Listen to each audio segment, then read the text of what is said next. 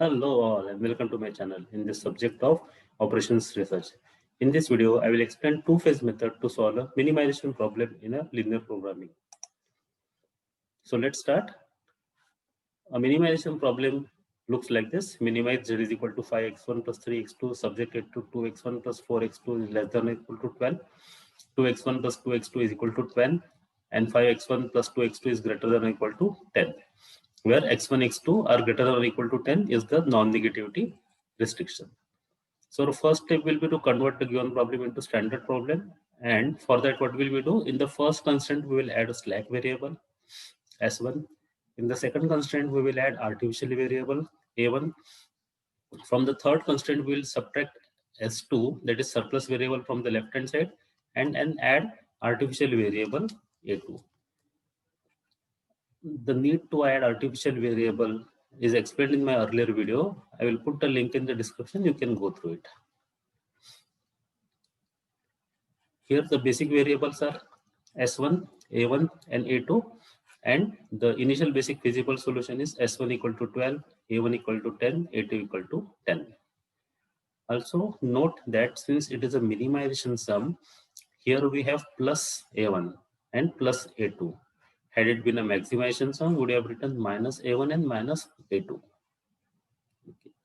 And this will always be plus A1 and this will always be plus A2. Okay, now the next step is to convert the given problem into phase 1. And in phase 1, what we do? We make the coefficient of decision variables 0 in the objective function. So the decision variable x1, x2 are written with 0 coefficient. S1, S2 are always with 0 coefficient in the objective function. It means that only artificial variable would appear in the objective function in the phase 1. So we have this objective function minimize z is equal to a1 plus a2, and the remaining things are same. So let's start solving this by taking this variable into simplex table. So we have taken the variables x1, x2, s1, s2, a1 and a2 in the simplex table. The coefficients are taken from the coefficient. They are taken from here. This coefficient of Cj is taken from here, from the objective function. In objective function, we have only a1 and a2, so there is plus 1 and plus 1 here. Similarly, for this basic variables, we have to take their coefficient from the objective function. And if you see that, this is also 1 for a1 and 1 for a2. And for s1, it is 0. This table is taken from the constraints. You can see right hand side is 12, 10, 10, 12, 10, 10. Then for take the variables of each of this, they take the coefficient of each of this variable and this table is prepared. Note that here the identity matrix is formed by S1, A1 and A2. S2 is not the part of identity matrix. And it is not necessary that you have to write the identity matrix in a row. That is S1, then A1, then A2, not like that. Okay. It has to be identity matrix, that is this and this forms an identity matrix. Okay. Now next step is to find the ZJ values. How do we find ZJ value? We find this 7 as 2 into 0 is 0, plus 2 into 1 is 2, plus 5 into 1 is 5. So 5 plus 2 is 7. So we got 7. This I am explaining quickly because I have made earlier videos where I have explained each and everything in detail. So if you have any doubt here, you can refer my earlier videos. Then we have ZJ values. Then we can find Cj minus ZJ value. And after finding Cj minus ZJ value, we see that this is a minimization sum. And since this is a minimization sum, we will consider the maximum negative value as the variable with maximum negative value in the Cj minus ZJ row to enter in the solution. So you have to be careful with this. You have to always remember, if you are solving a minimization sum, this has to be minus 7. This has to be most negative value. So minimum value in Cj minus ZJ, that is minus 7. It means that x1 will now enter in the solution and this column is the key column. This column is the key column. And in order to find key row, what we do? We divide the solution by the key column. So 12 divided by 2 is 6, 10 divided by 2 is 5, and 10 divided by 5 is 2. Which is the list of this? The list of this is A2. It means that A2 will now leave the solution. A2 will leave the solution and X1 will enter the solution. And the intersection of A2 row and X1 column is what? Is the key element. And what is the importance of key element? Importance of key element is that it has to be made 1. Okay, why it is to be made 1? It is to be made 1 because earlier A2 was the part of identity matrix. Now A2 will not be the part of identity matrix. So the identity matrix will remain incomplete. This 0, 1, 1. So this 0, 1, 1 will get here. 0, 1 and 1. It means this 2 will become 0, this 2 will become 0, and this 5 will become 1. And we will get another, we will get identity matrix because A2 will not be an identity matrix hereafter. So this has to be made 1. So you can see here, instead of A2, we have written X1, and instead of this 1, we have written 0 from the objective function. There is no X1, so this is 0. And simply dividing this entire row by 5, we will get this row. Similarly, we'll perform operation for R2 and R1. So R1 new and R2 new. And we have this table now. Now this table or this thing we'll write here in the next iteration. So this is our next iteration, and what we have now, this is the table that we have. ZJ values are found, then we'll find Cj minus ZJ value, and the most negative variable in the Cj minus ZJ row will now enter in the solution, and this is, it is minus 6 by 5. So minus 6 by 5 is the most negative element. So this X2 will now enter in the solution, and X2 will leave enter in the solution, but it will take place of which variable? That is decided by this key row. And how do we obtain key row? Solution column divided by the key column, and we get these values, and the minimum of this is 2.5 this. So S1 will now leave the solution. S1 will leave the solution, X2 will enter the solution, and the key element, that is this 16 by 5, will be made 1. So this will be 1, 0, 0, because it is going to take place of S1. So 1, 0, 0, this 1, 0, 0 in S1 will now come here, 1, 0, 0. Okay. So we'll perform operations so that we'll get 1 here. This is what we have obtained. Similarly for R2 row and for R3 row, and then we will put this in this matrix, in this table, and we get a second iteration.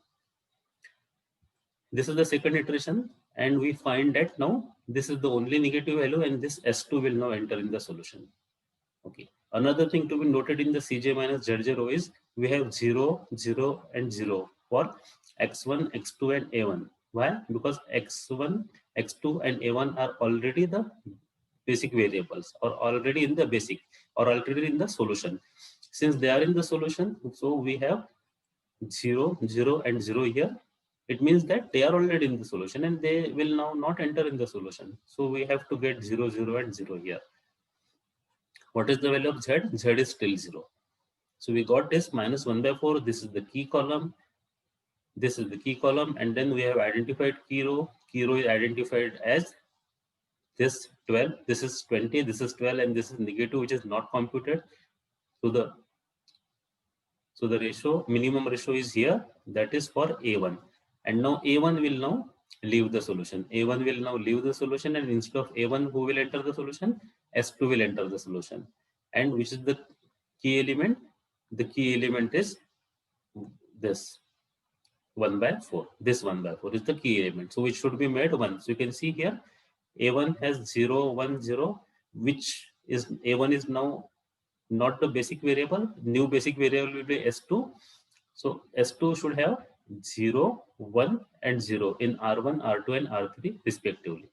So to get that, we'll perform the operations on R2, R1, and R3, and we get here 0, 1, 0.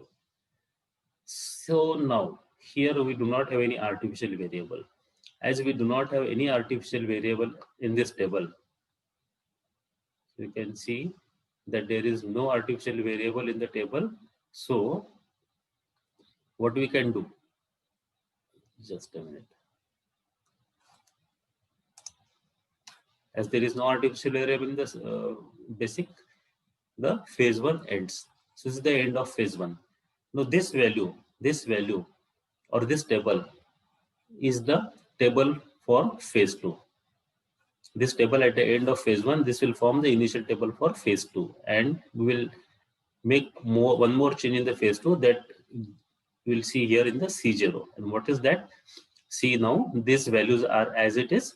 These values are as it is: 0, 1, 1 by 2, 0, 0, 1, 1 by 2, 0, 0, 0, minus 3 by 2, 1, 0, 0, minus 3 by 2, 1, and this third row, 1, 0, minus 1 by 2, 0, 1, 0, minus 1 by 2, 0. What we had in the solution? 1, 12, 4, 1, 12, 4.